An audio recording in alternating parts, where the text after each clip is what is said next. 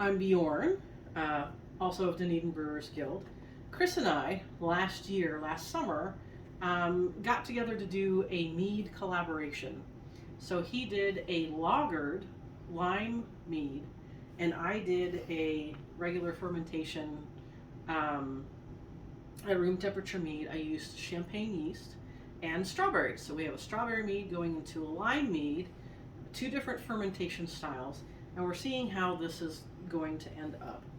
Now, mine, because I did use real strawberries, and yes, I filtered out what I could when I juiced them, but you're still going to get some solids. So we have a filter here in the funnel, and we've already taken care of the mundane things. So we've already racked his from the primary into a secondary vessel that will eventually end up in here.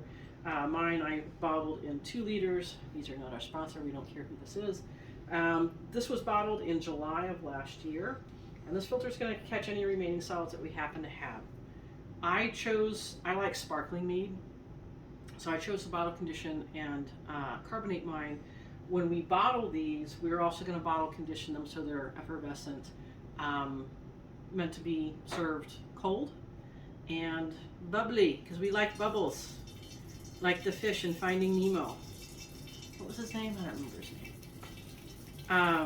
At any rate, so again, we're looking to do where brewers can come together and take something where it's it's mead, but what can we do to kind of take two things that are the same but slightly different, bring them together, and then end up with a final product that is also different than where we each started.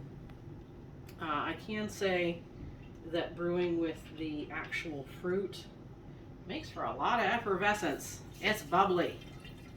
And so what we're going to do here is we're going to mix these into this carboy, and then we will bottle it in the bottles that you see sanitized behind me. Let them condition and go from there.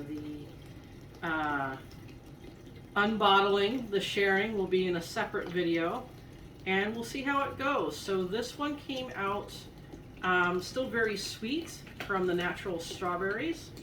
Very nice, kind of a dry to semi-dry. And altogether, I think pretty balanced overall. The champagne yeast did a great job of, there's no off flavors. Again, this was just a standard room temperature fermentation, and the house is in the 70s. Champagne yeast is pretty temperature tolerant. It's got a good range. It does its job. It was just, sitting in the house, and this was fermented rather, for probably about 3 months. Move some of these solids out to get the last of this liquid through. But this particular mead, we did try both of them. Came out very, very nicely. Chris will talk about the flavor profile of his. But there's no pectin flavor in here. There's no off flavors. It's just this would have been a really, really nice standalone mead, even all by itself. But we're going to mix these together. I did retain 1 bottle of it by itself. And like I said, see what happens. There'll be a separate video for that.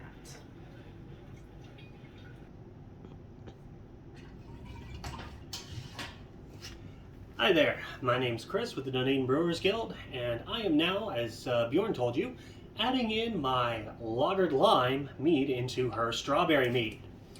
For mine, I did about 2 pounds per gallon of orange blossom honey, and 1 canister of limeade from the grocery store. I added that to the carboy, 3 gallons. Threw it into my fermentation chamber at lagering temperatures, and it's been sitting nicely since about July.